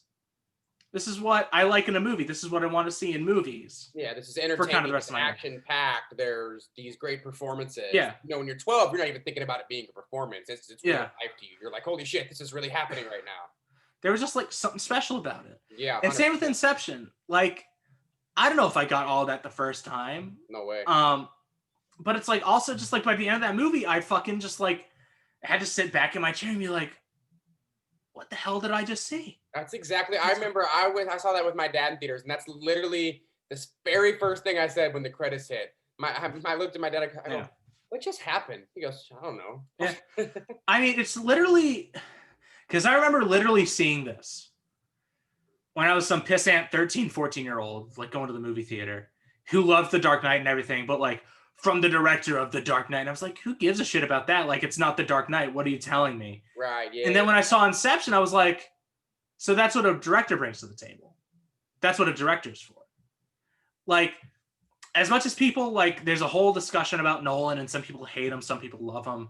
Some people think what he's done has been great for this generation of filmmakers. Some people think, like, what he's done is not great. And, like, the good and the bad and everything in the whole fucking conversation, whatever you want to say, I get it. There's a lot of sides to it. Sure. And, like, his whole reaction, especially with Tenet, like, where movie theaters are going, where movies are going, there's a lot to talk about there, too. But, like, at the end of the day, like, and we talked about this in the Inception episode we did, but, like, this is, like, a foundational guy for me. Same. I don't think that's something I'll ever be able to separate. And people can watch this and say, like, oh, they're biased. They're fucking Nolan bros and, like, fucking love Dark Knight and Inception and Interstellar and, like, all that. But, like, at the end of the day, it's just, like, this is one of my guys, and he's always going to be one of my guys. I don't think there's... Like, guy could put out fucking shit for 5 years, and I'll still be like, yeah, I'm gonna go see that movie first day. I don't care. 100%, yeah. And when Nolan's name is attached to something, I am going to see it. There's no doubt about it. Yeah. Sure. See, I don't know. It's a thing where, especially now since it's on VOD, but like, most of what I've seen from people is like people are negative on this movie, or like mixed at best. Yeah. And I don't know. I think it's I don't think there's been enough time for us here on our Rinky Dink podcast to like dissect all of it that's going on and everything like that. Like what the effect that Tenet and its release are going to have on movies and on Christopher Nolan's career, which we're in this weird fulcrum point where is he going to stay with Warner Brothers? Is he going to go somewhere else? What's going to happen? Like what's the next thing he's working on? I don't know. Cause like this atom bomb dropped on fucking society and movies and everything like that. Right. So it's strange, but I know that I just know that I loved this one. I really did. I think with time I'm gonna love it more and more. I think it's it's probably the most confusing and the one I understand the least. Yeah, definitely. It's probably the most chill Nolan movie. Like I could watch this like 50 times and still just be like, it's just a fun vibe. Like I can just keep going back to it, and it's gonna be like this chill thing where I can watch we didn't even talk about, man, the action sequences in this movie, dude. Oh man. We'll have to do like a little more discussion on that, but like, it's so much fun. It really is. Like, this might not be the blockbuster that everyone expected it to be or anything like that, but it's really an interesting kind of play and a lot of interesting stuff that Nolan is doing with it. Yeah. I mean, in terms of action sequences, I know I brought this up to you the first time I watched it. How fucking cool is it, that moment when they both, at like the 5-minute mark or whatever, they shoot that building and it goes up and the top blows off, or then the inverse of it is all of a sudden the top comes back on and they blow the bottom out. Cool. That is it's so cool. So fucking cool. I mean, that whole sequence, which once again, I could not describe to you if you had a gun to my head. To save my life, I could not tell you what happens in the last 20 minutes of this movie. Yeah, I don't know if these guys Couldn't are tell fighting themselves. I don't know. Don't know. Couldn't attempt at it. Yeah. I know they defuse a bomb. That's it. That's all I know. They don't even use it though. It goes off. They just get pulled out of the fucking dirt. They don't even. No, but I'm talking about like the algorithm specifically. Like that's the one thing they don't. Okay, yeah. They stop that from going off. That's the thing. That's all that happens. That's all I could tell you. But like, I know that like there's so much interesting shit going on. There's stuff going on outside where there's people going forwards and backwards and there's shit going everywhere, but like also reassembling and like exploding at the same time. And it's just it's really great to watch. Like once again, Van Hoytema like fucking killing it. And we have to shout her out because holy shit. What great work. Give me like 5 seconds to find who it is on IMDb real quick. But the editor of this movie deserves fucking everything that's ever given to her ever again. For sure. Because oh my gosh. I can't imagine the kind of undertaking this is as an editor to try to like figure out how to make everything happen kind of clearly and make sure everything kind of works visually and everything like that. It's a tough job. Yeah, probably. Dude, I can't edit. Sometimes I get overwhelmed editing a 3-minute video that's just straightforward. So when I see editing like that, yeah, it's absolutely unbelievable. Absolutely. And the amount of time it probably took to edit this movie, good God, people. 100%. Which her name is Jennifer Lame. Okay. And I'm going to do a little stealing here because once again, I bring it up every once in a while, but the Blank Check podcast, if you like this podcast, that's where I get like all the ways I think about movies and like all the discussion points and everything like that. This is a director, but they released their Tenet episode, Blank Check podcast. And they talked about kind of how Nolan hired her to be the editor of this movie. Because here's her filmography leading up to it, if you don't know. So she does Before the Devil Knows You're Dead, Reservation Road, The Lovely Bones, and these are like she's not necessarily the editor, but she's in the editing department. Midsommar, episode number 1, shout out. Shouts out to the OG. For sure. But like, okay. So here's her specific, like as an editor. So she does like Frances Ha, Mistress America, Manchester by the Sea, Meyerowitz Stories, Hereditary, and Marriage Story. So these are all indie movies that are mostly just like about like people, and they're not these huge action movies or anything like that. But like, I believe the story is, and once again, I'm stealing this, and like, if you want to fucking cancel me for it, like I understand, like this isn't all mine, like I'll get it. But the story is that Christopher Nolan sees Manchester by the Sea, which you've seen Manchester by the Sea, Matthew? I'm guessing. Awesome. I've seen a little bit of it. I haven't seen the whole thing yet. Again, don't kill me. Don't kill me. No, it's all good. But I just want to make sure. But like, that's a movie that obviously like jumps forwards back and like forward through time. Everything like that. We get some of the stuff like flashback when Casey Affleck is like a lot earlier in his life, and Kyle Chandler is still in the picture and everything like that. And then we cut back to modern day where Kyle Chandler has passed away and like what he's dealing with in the present and everything like that. Right. But like Christopher Nolan sees that movie and is like, this is the person I want working on Tenet. Makes sense. And apparently, but like that's the thing. He was just like, what the hell are you talking about? The last movie I edited was Marriage Story. Like to go from Marriage Story to Tenet is kind of crazy. It's a leap. Sure. Like she goes from Noah Baumbach and Greta Gerwig and Kenneth Lonergan to Christopher Nolan, which is just like kind of amazing. That once again, Christopher Nolan just like being the big old nerd and like film lover and cinephile, and like he knows everybody like under the title, like he knows who edits and who's the director of photography and everything like that. But like he sees this person as like, this is the person I need to make this movie because she's going to be able to make sense of what this movie is going to need to look like and how it's going to need to move with all this confusing shit going on. Right. Like just like a masterstroke of like knowing who to hire. And we didn't even talk about this, which I should have probably brought it up earlier when I talked about the, once again, fantastic intro, that could talk, that first 7-8 minutes I could talk about for like ever. I love that scene. I could watch it 1,000 times over. Absolutely. But this is the first, at least in a while, this is a movie that Christopher Nolan made that Hans Zimmer does not score. The score is incredible in this movie. Yes. I know what you're about to say. A banger. Yeah, a banger. I love that Incredible. inverse score too. When we're going inverse time, Yeah. that score is awesome, dude. But that's what I'm saying. Like, he like doesn't use Hans Zimmer, which that's a marriage I never thought I was going to see broken up. Yeah.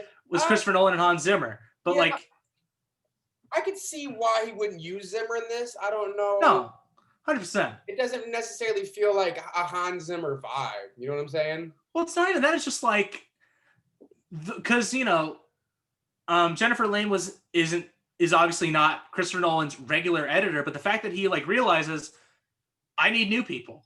Yeah. Like if I keep going down this lane, I'm going to keep making the same movie over and over again. Sure, absolutely. And once again, not my take. Blank Check Podcast. Please check them out. They're the best. But that he shakes it all up and is like, okay, hot new kid on the block, Ludwig Göransson, you're going to make my score now. And it's a fucking one of the better scores he's had to one of his movies. Awesome. I could listen to that fucking One Night in Tallinn like on a loop all day long, every day. Whenever I play Call of Duty, like that's the music I have going in my head now is the fucking Tenet music. That's great. Like that's what I play. That's awesome. And the editing in this movie is fantastic. And I'm like, all praise to Wally Pfister. He shot some incredible movies, obviously. Dark Knight, Inception, obviously a Nolan regular and everything. I'm like, Hoyt van Hoytema, like I love the new look that he's brought to Nolan's movies. Yeah. Like I think Interstellar, Dunkirk, and this have such a great feel to them and how they look. Dunkirk, man. Wow, that's a great one. What a movie. One day. I mean, we're slowly working our way through the Nolan movies. I feel like we're destined to like do all of them eventually. Oh yeah, there's no way those ones don't get touched on. But it's just yeah, man. I mean, there's so much to talk about with Nolan in this movie and all his movies in particular. But I feel like I don't even know how long we've gone, but like this is there's just so much to unpack, man, with this movie. No, we've marathoned it. I mean, we started, I believe, at like 6:15. It's 8:15 at the moment. So I mean, this is gonna be we're gonna see. This might be the longest one. We're definitely we've definitely hit a sprint here, or a marathon, I should say. I mean, listen, a movie that goes backwards and forwards through time and like all this shit. I mean, do we need to go back to the beginning? Like fucking just like what else do we need to say? Like fix it? Like it's just it's. I love Christopher Nolan. I love this movie. And I feel like it's the first, because I'll out myself real quick. Like the last couple times I've seen Nolan movies in theaters, I've been like I've grown to love a lot of these movies over time. But like I remember walking out being like kind of like, oh, that wasn't exactly what I wanted, or oh, that wasn't one of my favorite Nolan movies. I like some of the other ones better. But like I remember walking out of this and finally just kind of being like, I don't really care, but like this was just like a really good Nolan movie. Like I miss seeing this guy making movies, and I think the fact that I hadn't been to a movie theater in like 6 months has a lot to do with it. For sure. But I think it really gives me a new perspective on him, and I'm really excited to see how he moves forward through this point, because I feel like this is going to be like a big kind of. It feels like the end of an era in a certain way, especially if he leaves Warner Brothers. Yeah, no kidding. Which we don't know if that's going to happen. I don't know. Warner Brothers does not want to let him go. He could say fuck Warner Brothers and take a shit on the Warner Brothers lot. Like I don't think they'd throw him that. Like I think if he still wanted to make movies there, they'd pay him as much as he wanted. And like there's a good chance that that's true. Yeah. I mean, he's been one of their biggest breadwinners for the last decade. Exactly. It wouldn't make sense to like not at least entertain the idea, like, yeah, he like said all that shit about us, but he also made The Dark Knight and Inception and all these other movies that made a ton of fucking money for us. Yeah, let's go back to the filmography. Yeah. Like I said, the same thing with Tarantino. It's just like, yeah, they all want him. He's still one of like the defining directors of this generation, if not the defining director of this generation. I feel he's one of my top influences for sure. And I feel like that's the way for like most of people of our generation. Like I don't know a single person. I don't know. I feel like I haven't talked to a single person like under 25 who doesn't fucking love this guy's movies. Yeah. I mean, even when my like original roommates who are now gone, like I remember back in like December or January before COVID hit, like he was talking about like he had plans to see Tenet like 7 months out. Like, here's the thing: I'm going to buy tickets for the big Chinese theater IMAX. He had his like when Nolan makes a movie for us, like that's an event. Like we all need to go to the fucking movie theater to go see it. No, definitely. Yeah. I don't know. I feel like we've said a lot about this movie. I don't know what else we can really add at this point. I think I don't know. I feel like there's not a ton of negative stuff for me to say about it. I think that there's, like we were saying earlier, like there's no perfect movie. Like obviously there's stuff here that like doesn't make sense. We talked about how the movie doesn't make sense to no end. We couldn't make heads or tails of it, like whatever. But it's like, also at the end of the day, it's like to really like put a fine point on it, don't try to understand it, just feel it. Just like that's our main thing. I feel like when talking about this movie, it's just like try to just see it as an experience, see it as a piece of art, and like try to experience it in the way that Christopher Nolan tried to. But like obviously not many of us got to see it in the theater, which is sad because I think this movie would have gone over gangbusters in a theater. I agree. It would have had a much better review. I'm certainly upset by the like. I know I would have seen this movie like 3-4 times in theaters on like big IMAX screens and everything like that, and I'm upset that I missed out on that because I miss going to see a big blockbuster 5 times in an IMAX theater. Yeah, we'll get our re-release. I'm sure of it someday. Dang. I mean, here's the thing: when Disney is folding on the annual passes, what's the chance that AMC A-list is coming back? That's the next thing. It's like, I'm telling you, as a poor 20-something, I really hope they bring it back. Yeah, there's a lot of movies I'm not going to see if that's the case, which is upsetting. Because there's already so many movies from this year that I haven't been able to see just because, like, I can't spend $20 on a rental. Because, like, I want to see Promising Young Woman. I want to see, like, we got in the next coming months, we got Minari, we got Nomadland, we got all these other movies like Judas and the Black Messiah, all this stuff coming that I just like. Really good. That was right. Really 100%. Which you do get on HBO Max, thank God. I'm really excited for it. Okay, nice. But that's the thing. It's just like, because I remember when we started this, like we always talk about how like what we see for the future and everything like that. And I'm bummed. I feel like I can't make a top 5 or top 10 of 2020 list, and we can't make a video about that because I just haven't seen enough. Right. I feel like if I put out a list, like I can't like say a ton about it because like there just hasn't been anything for me to see or to watch. Of course. Like I think I saw under 20 movies that came out in 2020. Like that's ridiculous for me. Yeah, I haven't been to the theater since. Yeah. I mean, since like March of last year. So we're coming up on 10, 11 months, that's wild. That is wild. Hurts to say that.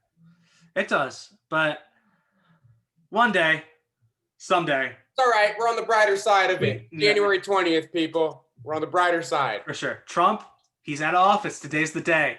We did it. We got through it. One day, man, I'm telling you, and I'm going to look back at this time, but just like the day that Nolan has his next movie out, and I get to line up outside that fucking theater with my IMAX ticket I bought months in advance. Online, oh yeah. Fucking, I'm already calling it Grauman's Chinese Theater, fucking first showing I can get to. Or like ArcLight, whichever one he's doing a fucking Q&A at, because I got to see that man like speak in some capacity. But just one day when we're able to go back to theaters and like see people again and like watch a movie with an audience, like a real fucking audience. That's not like 10 scattered people throughout a movie theater on like a Tuesday morning in Orange County, California somewhere. I can't wait someday. Sure. But yeah, is there anything else you want to say about Tenet and Christopher Nolan and the state of movies or anything else like that, Matthew? No, I think I'm out of words for tonight, my friend. That's right. I mean, my throat is dead. I'm done. I'm toast. Yeah, I'm spent on this one. We did the whole thing this time. I mean, we went through. I feel like I'm in the bookcase right now, and I need to get out eventually. Like I feel like I need to send my message to Murph. Yeah. I need to get the fuck out of there. I need to get home. Start messing with the watch. I need to mess with the watch. I need to get out of here. But yeah, man. So if there's nothing else, thank you guys so much for watching. If you watch this whole thing, yeah, I was just about to say, if you stuck through this one, give us your address. We'll send you a fucking medal. Yeah, dude, we'll send you gifts and shit. If you make it to this point right now and you hear what we're saying, you name your price. I'll fucking send it to you because you're a real one. I'm telling you, if you can tell me, like, if you can prove that you fucking watched this whole thing, yeah, fucking pick a movie. We'll have you on. We'll let you say whatever the fuck you want. Like, do it. Like, yeah, we'll give you. You're a fucking trooper. We appreciate you. We'll give you a key to the city.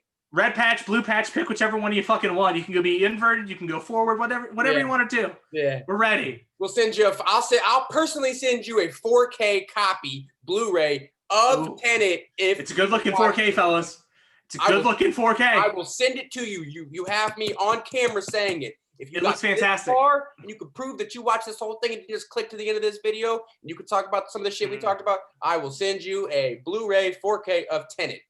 Dude, I'll tell you what, when you watch that 4K, you see the little raindrops on the windshield in that car that they're in. Oh yeah. That's when you know, like, ooh, this is a good looking 4K. Like, it's worth it. I'll tell you what, it's maybe 2.5 hours, maybe longer than the movie itself.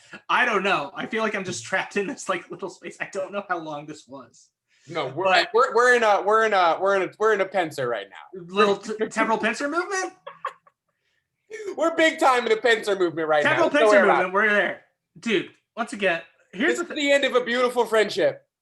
I'll see you at the beginning, friend. Yeah. We didn't even mention they're called turnstiles. If you were wondering, the things that they use to go back in time. Yeah, there you go. Which I can't even get. This movie is designed so well. The fucking look of the turnstiles is so cool. We can't talk anymore about this movie. We've done too much. But thank you guys so much for watching. We really appreciate it. We'd love to hear what you thought of this movie. I think it's a really interesting movie to talk about. Obviously, I've lost my voice talking about it so much, I feel like. So we'd love to hear what you guys thought. Yeah. Follow us Instagram, Twitter. You can hear more of our incessant ramblings about movies and Christopher Nolan and the state of the film industry, like whatever. All of that stuff, we'll leave all those links down in the description below. We have some more fun stuff coming for you. We've got our next reaction to WandaVision episode 3 coming out on Friday with our boy Fletcher Williams. Really looking forward to that. We've got our first Scorsese coming up. Yeah, with a fan of the first. That's right. The word I'm looking for, that first season. What's that called? It's the I don't know. Whatever. But we had a fan reach out. I'm gonna say his name right. I'm gonna pull him up right here because I wanna put my respects onto this person because it was a very heartfelt moment when I saw somebody send us a message. Josh reached out and said how much he loved this show and he said he wanted to be on the show. I don't know Josh at all. So the fact that someone completely random has been watching this and wants to be involved with it, and it's just, it's a real fan. So shout out to Josh, and I can't wait to have him on here because that makes me so excited for the future. Because to know that people are actually listening and tuning in and enjoy what we're saying, oh man, that warms my heart. That's right. But we're taking the plunge. I've been against it for so long because I feel like I'm not up to the task, but we're gonna see if I am or not. I feel like if anything, I've proved myself in this episode possibly. Because I talk too much about this movie. We're ready, dude. But we're talking about The Departed. Because I can't hit Goodfellas or The Irishman or any of the big ones yet. But we're gonna hit The Departed. I mean, we're gonna answer the question: what if there were departed people? I don't know. I'm very excited. DiCaprio, Wahlberg, Damon, Nicholson. We're gonna talk about all that good stuff next week on the next episode of Few Good Movies. And comment, subscribe, all that good stuff. And we will see you guys next time. See you next time, folks.